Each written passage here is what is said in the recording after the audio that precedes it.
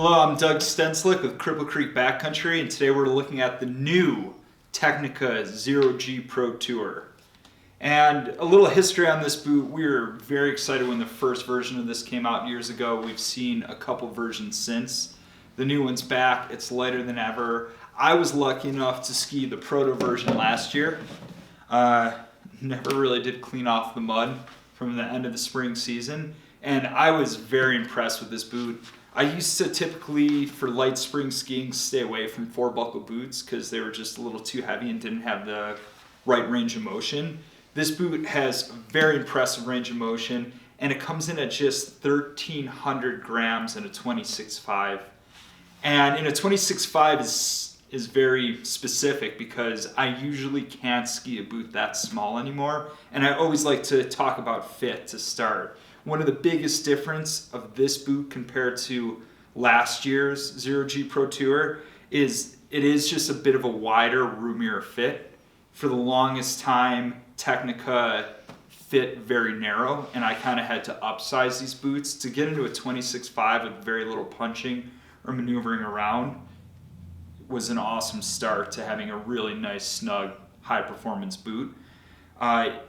To give you an idea, I wear around an 11.5 running shoe, so this is downsizing quite a bit when most of my other boots are 27, 27.5, or even 28.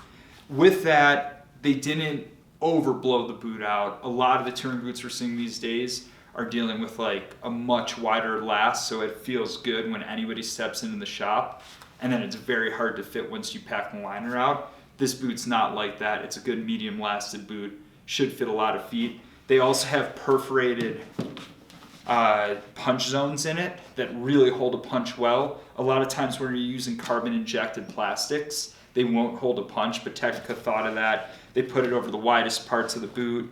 They put it on the navicular bone, and they put it, in the heel where you really need the most. On top of that, the biggest advancement in the fit is that it is a much plusher liner than the old Tecnica 0G. What I used to tell people when they bought the 0G Pro Tour is you take that liner, you keep it for really long spring tours, and you immediately buy a thicker liner. They thought of that. They put a much beefier liner in the boot. It's going to hold a heat mold better, and it's going to be better to fit. Even with those upgrades, the most impressive part is in my old boot, a 26.5 was probably just over 1,400 grams. We put this one on the scale under 1,300 grams, about 1,290 without the little footbed they put in there. So they were able to drop, 100 plus grams off a boot to not only make it fit better, but to have the warmer, stiffer liner in there. Most impressively, I still think this boot is fractionally stiffer than the old one, even though it's in that lighter package. The boot I was skiing before was a Scarpa Quattro. That was my 4-buckle boot, and that was the boot I would skin up the resort in, I would hammer laps in, and I would hit a lot of side country. This boot was able to kind of replace that in a much lighter package. I noticed it could, paired with 106 foot DPS ski, it did fine pushing that ski around. The ski I skied the most with was the TX93, so that 93 under became like my spring mountaineering ski, and it could push that with a ATK Evo binding, no problem. But like I said, even on a resort powder day, I was able to push a much bigger ski than I was expecting with a lighter boot. Most of the other features of the boots stay pretty similar. The buckles are almost exactly the same.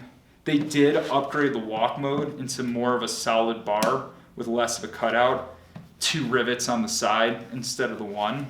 And it has a little 2-action lever in its stilt that grabs that bar, so you're less likely to flex forward and find yourself suddenly in walk mode. Also on the fit side, they put a quick step in. They expanded this softer plastic right over the instep, which is where people used to get caught up and have to really kind of rip their boot on and off. So a little bit easier step in than we're seeing in the old version. Still using a Vibram sole.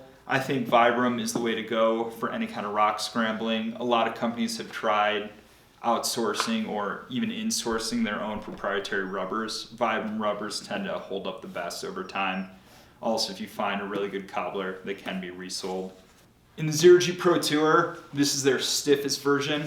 Comes in at $8.99. They also make it in a slightly softer flex in the Zero G Tour Scout.